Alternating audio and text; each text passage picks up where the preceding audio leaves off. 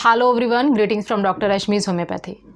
Friends, जब से ये कोरोना वायरस का पैंडेमिक आया है, जब से कोरोना वायरस एग्जिस्टेंस में आया है, तब से नए नए चैलेंजेस लेके आ रहा है। मुझे याद है कि जब इंडिया में पहला केस कोरोना का केरला में पाया गया था, तब इसके ऊपर मैंने वीडियो बनाई थी लास्ट ईयर फरवरी में। तब सिर्फ 3 से 4 केसेस थे और इसको बहुत ज़्यादा इम्पोर्टेंस या बहुत ज़्यादा सीरियसली नहीं देखा गया था, क्योंकि ऐसा लगता था कि बहुत ईजिली इसको मैनेज किया जा सकता है। लेकिन धीरे धीरे ये पैंडेमिक का रूप हो गया और अभी कोरोना के क्या कंडीशन है इंडिया में हम सभी जानते हैं।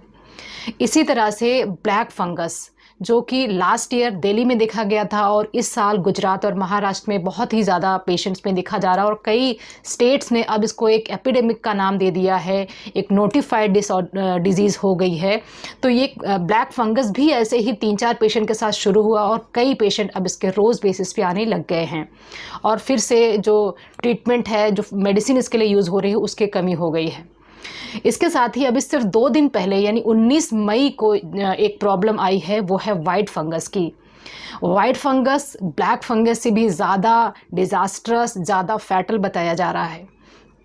तो फ्रेंड्स, आज की इस वीडियो में हम जानेंगे कि वाइट फंगस ब्लैक फंगस से किस तरह से डिफरेंट है, कैसे लोगों को ये असर दिखाता है, इसके सिम्टम्स क्या होते हैं और इसकी पहचान कैसे की जा सकती है और इसका मैनेजमेंट क्या हो सकता है। तो फ्रेंड्स, अब हम बात करते हैं वाइट फंगस की और इसके सिम्टम्स के बारे में। वाइट फंगस को देखा गया है 19 मई को पटना मेडिकल कॉलेज PMCH में 4 लोगों में ये वाइट फंगस का प्रॉब्लम पाया गया है। उसमें से एक डॉक्टर ही हैं जो कि फ्रंट लाइन वर्कर हैं और एक हॉस्पिटल में काम करते हैं। तो फ्रेंड्स, इसमें यह देखा जा रहा है कि जिन लोगों के अंदर कोरोना के सिम्टम्स आ रहे हैं, बिल्कुल सिम्टम्स वही सारे अपर रेस्पिरेटरी प्रॉब्लम्स या सांस लेना, सांस फूलने की समस्या, जितने भी सिम्टम्स आपको कोविड में मिलते हैं, सारे सिम्टम्स आपको मिल रहे हैं। लेकिन आपका RT-PCR, वो तो बहुत सारे पेशेंट में नेगेटिव आ रहा था, लेकिन रैपिड एंटीजन, ये दोनों ही टेस्ट आपके नेगेटिव हैं। तो अगर आपके सिम्टम्स सारे कोविड के हैं, आपके टेस्ट कोई भी कॉरेस्पॉन्ड नहीं कर रहे हैं कि आपको कोरोना हो सकता है, तब ये प्रॉब्लम इन पेशेंट्स में देखी गई कि इनके अंदर वाइट फंगस पाया गया।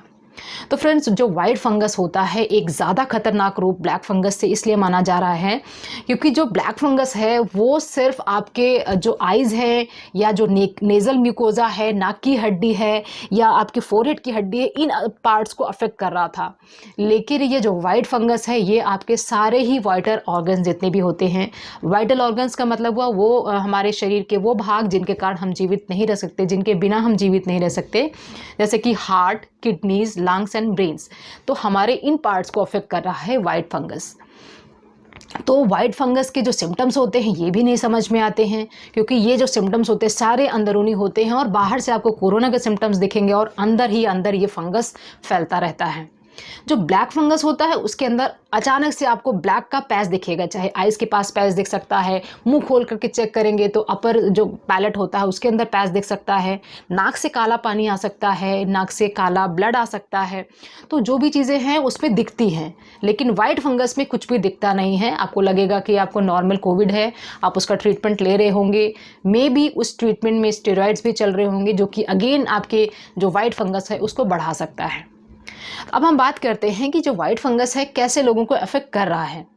तो इसका जो अफेक्ट करने का जो तरीका है, सब कुछ एक इम्यूनिटी का ही सिस्टम है। कोरोना भी उनको हो रहा है जिनकी इम्यूनिटी अच्छी नहीं है, वाइट फंगस और ब्लैक फंगस भी जिनको इम्यूनिटी बिल्कुल डाउन हो चुकी है उनको हो रहा है। मतलब इम्यूनो कॉम्प्रोमाइज्ड लोगों को ये प्रॉब्लम ज़्यादा हो रही है और ज़रूरी नहीं है कि आपको कोरोना हो तभी आपको वाइट फंगस हो सकता है। अगर आपकी इम्यूनिटी बहुत ज़्यादा डाउन है, जैसे कि एड्स के पेशेंट्स में होती है या डायबिटिक्स में होती है, जो बहुत लंबे समय से स्टेरॉइड्स की मेडिसिन ले रहे हैं, या बहुत केसेस में ऐसा भी देखा जा रहा है कि जो प्रेग्नेंट लेडीज़ है या छोटे बच्चों के अंदर भी ये फंगस की समस्या ज़्यादा देखी जा रही है। तो जिनके अंदर इम्यूनिटी बहुत ज़्यादा डाउन है उनके अंदर ब्लैक फंगस, वाइट फंगस, जो कि हम सुपर इन्फेक्शन बोलते हैं, तो उसमें ये हो सकता है। तो ब्लैक फंगस के अंदर ये देखा जा रहा था कि वो कोरोना के ट्रीटमेंट के बाद हो रहा था, लेकिन वाइट फंगस में कोरोना का कोई प्रूफ नहीं हो रहा है कि कोरोना हुआ था या नहीं हुआ था। सिम्टम्स आपको बताएंगे कि कोरोना हुआ था, लेकिन आपको कोई भी इन्वेस्टिगेशन में वो नहीं निकल के आएगा। ऐसे केसेस में जब HRCT करते हैं तब पता चलता है कि वहाँ पर इन्फेक्शन है, लंग्स में पैचेस आ चुके हैं। और फ्रेंड्स, ऐसा भी कहा जा रहा है कि जो भी ऑक्सीजन सिलेंडर में ह्यूमिडिफायर को यूज़ किया जा रहा है, जो एक बॉटल से अटैच्ड होती है जिस पे हम वाटर यूज़ करते हैं, ह्यूमिडिफायर उसको बोलते हैं, उसके अंदर डिस्टिल्ड वाटर ही यूज़ करना है। कई बार लोग समझ नहीं पाते हैं और वहाँ पर टैप वाटर यूज़ कर लेते हैं, तो उसके कारण, या वेंटिलेटर सही से हाइजीनिक नहीं है, स्टरलाइज नहीं है, इंस्ट्रूमेंट्स स्टरलाइज नहीं है, इसके कारण भी फ्यूचर में ये प्रॉब्लम्स आपको हो सकती हैं।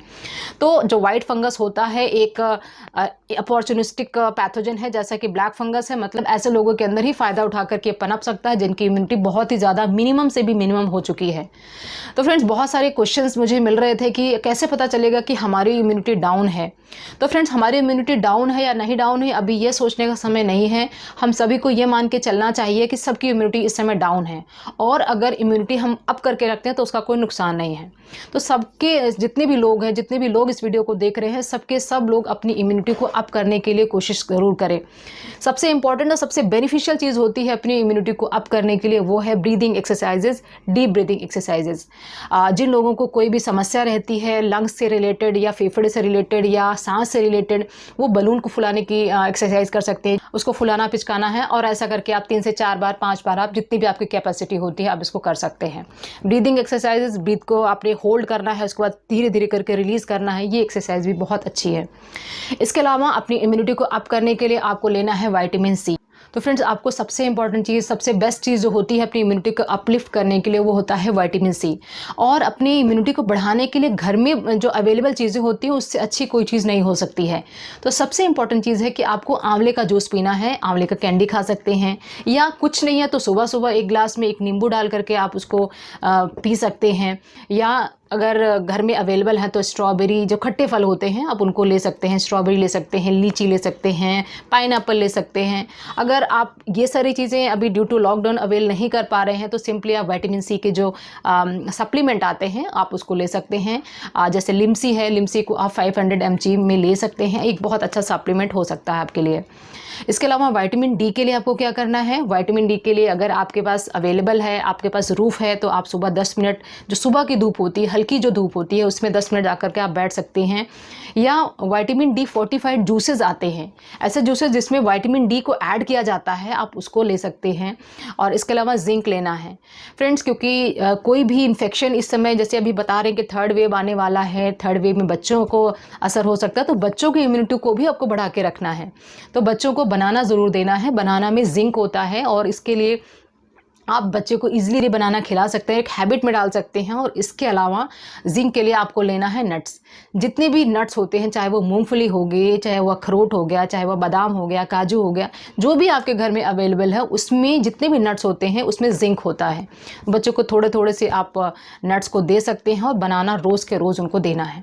तो यह आप, अगर आपके पास ये घर में चीज़ें अवेलेबल नहीं है तो उनके सप्लीमेंट्स को भी आप यूज़ कर सकते हैं। हमारा पर्पज़ सिर्फ और सिर्फ अपनी इम्यूनिटी को बढ़ाना है। इसके अलावा फ्रेंड, ब्लैक फंगस की वीडियो में मैंने 3 मदर टिंचर्स का कॉम्बिनेशन बताया था, जो कि बहुत ज़्यादा इफेक्टिव है आपके इम्यूनिटी को बढ़ाने के लिए। यहाँ पर मैं होम्योपैथी की कोई भी मेडिसिन जो कि वाइट फंगस के लिए यूज़ की जा सकती है उसको नहीं बताना चाहूँगी, क्योंकि ये जो बीमारी है अभी सिर्फ 2 दिन पहले आई है। कुछ होम्योपैथिक मेडिसिन हैं जो कि काफ़ी इफेक्टिव है, जैसे कि अस्टिलैगो है, सिकेल कॉर है, सीपिया है, ट्यूबरकुलाइनम है, बेसिलाइनम है, हम वो दे सकते हैं। लेकिन सिर्फ हम हिट एंड ट्रायल नहीं कर सकते, हमें पूरा केस देखना होता है और उसके हिसाब से हम ट्रीटमेंट दे सकते हैं।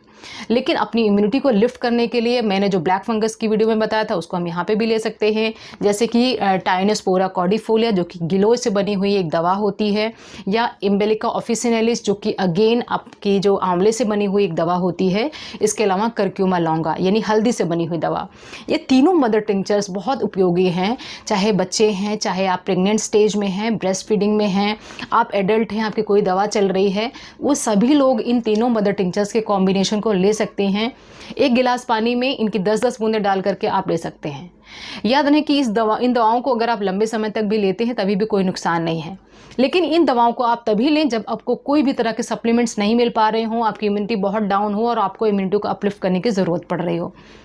तो फ्रेंड्स, अगर आपकी इम्यूनिटी अच्छी रहेगी तो ना तो कोरोना वायरस होने वाला है आपको, ना आपको वाइट फंगस या ब्लैक फंगस, ये सब कुछ नहीं होंगे। ये सारे अपॉर्चुनिस्टिक पैथोजेंस होते हैं जो आपके शरीर पे तभी अटैक करते हैं जब आपकी इम्यूनिटी उनको लेने के लिए अलाउ करती है, नहीं तो आपकी इम्यूनिटी इतनी स्ट्रांग होती है कि उन बीमारियों को दूर ही भगा देती है। तो फ्रेंड्स, ये सारी इन्फॉर्मेशन थी वाइट फंगस के बारे में और इसके कॉजेज, सिम्टम्स और मैनेजमेंट के बारे में। आई होप कि ये इन्फॉर्मेशन आपको पसंद आई होगी। जैसे जैसे इसके ऊपर और इन्फॉर्मेशन आएगी मैं आपके साथ शेयर करती रहूँगी। अगर आपको इन्फॉर्मेशन पसंद आई हो तो वीडियो को लाइक ज़रूर करें, अपने फ्रेंड्स और फैमिली के साथ भी शेयर करें।